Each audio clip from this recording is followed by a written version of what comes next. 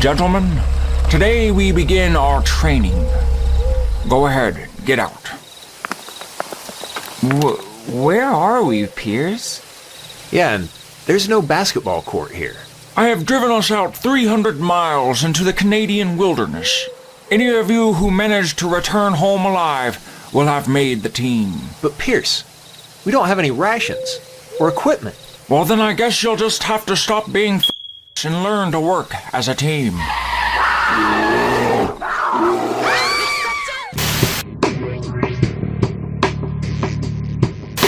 So, look who it is. Oh, it's James Lee. So, James Lee. This guy here is the head of the ADL. That's the Anti-Defamation League. Jonathan Greenblatt. Jonathan Greenblatt. And it's going to be obvious in this clip that he is not America first. He is Israel first, and second, and third, and last. But let's listen. Did the head of the ADL just accidentally admit that he might be an Israeli spy? So the idea that our national anthem would be the Hatikva, would be the hope. I should say our. It's the Israel's national anthem. I should say our. It's the Israel's national anthem. Now, James, what does that say to you? Well, I think from my, this is a very serious assessment. This guy is an Israeli spy. And it's been proven over and over that the ADL is like an intelligence operation masquerading around as a civil rights organization in America. That's not even controversial. It has a vile origin. The origin of the ADL is absolutely vile. It was because a despicable pedo named Leo Frank, who was rightly hung, they went to defend him. Black janitor got framed for his crimes. And then in the Deep South, a coalition of white and black people hung that pedo fuck. And the ADL formed after that. And I don't believe the ADL story. I believe the story that Leo Frank did it. So they're already out of the gate, a screwed up B'nai B'rith, which is like they've always been intel, always. So James, you're aware of this, that the AD. So you're saying the ADL is just a straight up spy organization? Yeah, it's been shown, the FBI documents during the 70s, they were spying on people like all the civil rights leaders in the U.S. They're spying on people who were against apartheid South Africa, and they were trying to gather information on these people to try to blackmail them, because they knew that if people found out, oh, this is apartheid, they might go to Israel next. And that's because James, you know how Israel gave South Africa nukes while pretending to condemn apartheid. The Mossad's giving them nukes because they love apartheid, as we all know. But they're also a democracy, by the way, just putting that out there. And the most moral army in the world. Don't forget that. So do you think that was his subconscious? This is a Freudian slip for sure. And this is only a short clip. He said ours many, many times to other things too. He kept saying this is our symbol of hope. This is our flag and this and that. And he's basically, I mean, for me, he's laundering the Jewish religion to try to, prop up a genocidal state here. That's genocidal apartheid state. Genocidal he's apartheid supposed to be the state. lefty one, is he not? Because my good buddy Rich Voss, who is like a comically inept Zionist propaganda, so I love him. Rich is a good dude, but brainwashed as fuck, and he's old. He's not going to change. He's like, I hate the ADL. And I'm like, well, they're fighting for Israel too, dude, probably harder than you are. They're pretending to be a thing you hate so they can really help Israel. Oh, and also, by the way, his job is supposed to be tamping down, is to reduce anti-Semitism, but anti-Semitism has gone up. According to their own data. He loves that though. Well, that's my point. Is like, if your job is to reduce anti-Semitism, it's gone up like 1,000, 7,000% or whatever he says. Shouldn't you lose your job? Are you not doing a good job if that's the case? Well, maybe that's not his actual job. That's what I'm saying. Is that the ADL is like a multi-million-dollar organization. They have a very nice office on Park Avenue in New York City, and they need anti-Semitism to do the fundraising, because it's the same as the homelessness. If you get rid of homelessness, then all these NGOs and CEOs, they can't rake in the dough. And his same thing for him. He needs the anti-Semitism to really fundraise.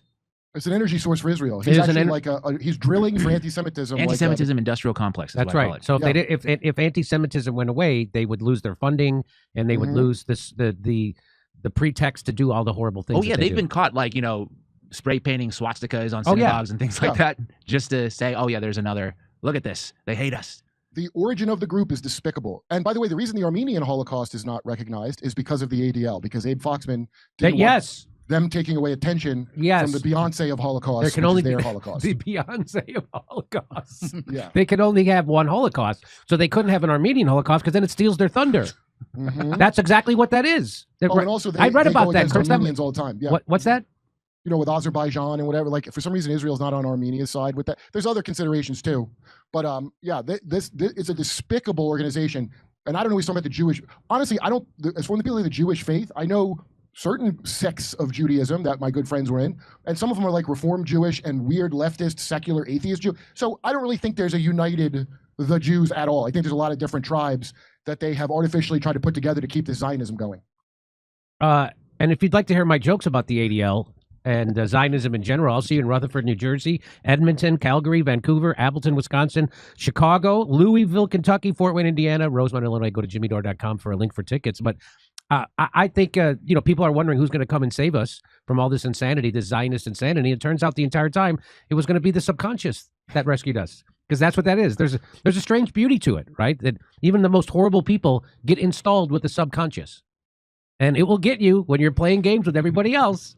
That's what that is. How about when George Bush, when he said, God just went and illegally invaded Iraq, Ukraine. Oh, shit.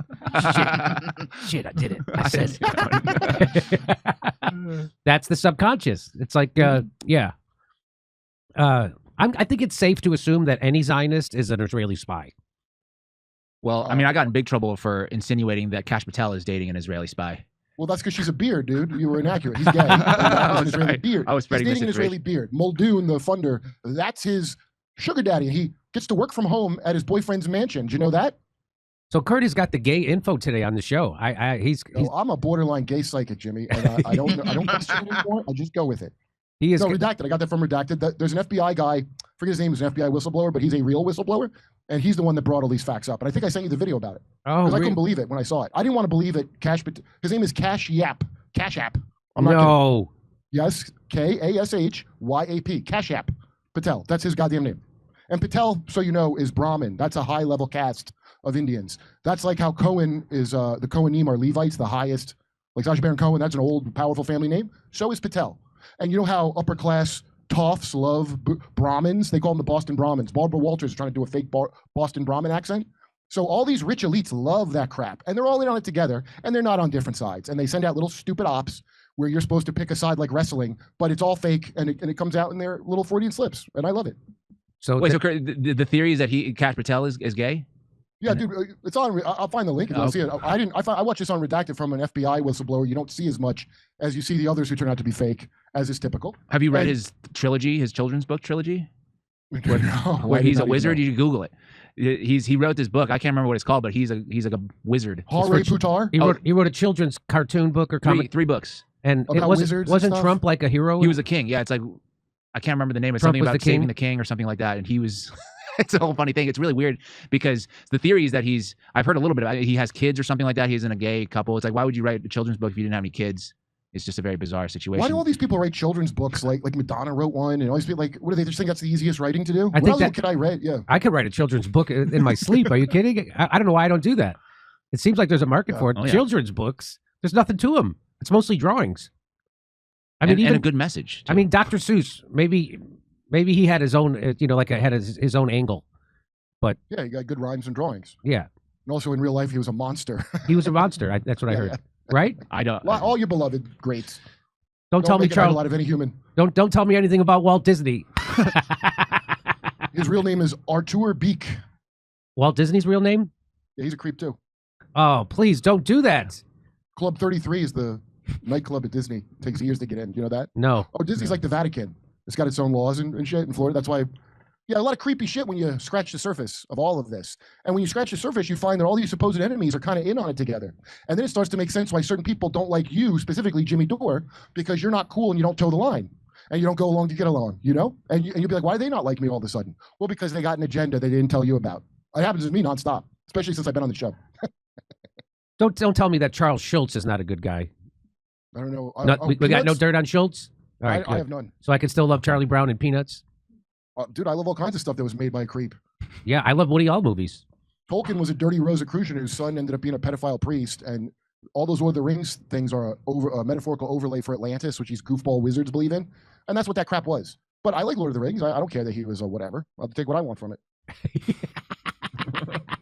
I've never enjoyed Michael Jackson since I was a kid. Never got it. So it wasn't hard for me to accept that he was wildly inappropriate when it came out. I was like, no, not Michael. You don't think I thought that Michael was framed. You don't think that was a frame job, Kurt? I think that was. No, I think he's both a victim and a perpetrator. That's how the system works. You think you get a choice? And I think from early childhood, he was drummed into it. And I've found disturbing commonalities between his story and a lot of these people. And by the way, all these people, the entire 60s hippie, rock, God generation, all their parents are Air Force or military people. Isn't that weird? Right around MK Ultra time. Isn't that strange? And then the counterculture movement pops up, and then it ends on Manson Day, autumn, and then they all go, that's when the hippie thing ended. So they've been pushing this crap on everybody for years. It's very easy to see once you look into it. That's when the hippie movement ended. Oh, Hunter S. Thompson, famous guy who was named in the Franklin scandal by Paul Bonacci, and I believe Paul Bonacci and not people that defend Hunter Thompson. Famous snuff film director Hunter Thompson, who we glorify to this day because it was so awesome that he got high and committed crimes all the time. It was a real rebel thing, and I really admire. Dude, they sell you bullshit, and they've been doing it forever, since before you're born. So you think Johnny Depp, didn't he play Hunter S. Thompson? Yeah. And Johnny Depp talked about it with Lawrence Krauss. Joe Rogan's that got creepy physicist that tried to lure Rogan to Epstein Island, much like all the other respected physicists who went to Epstein Island. Marvin Minsky, father of AI, big time Epstein Island guy. I wonder if Michael Tracy knows about this. It's weird that he doesn't. I wonder if Michael Tracy's looked into this. I bet he hasn't. You know, I look into all of it. I don't think Nick wants me to interview him. 95% of our audience is going, who is that? What is he talking about? You know who Michael Tracy is? The Jimmy Dore crowd? I don't know. Maybe. All right.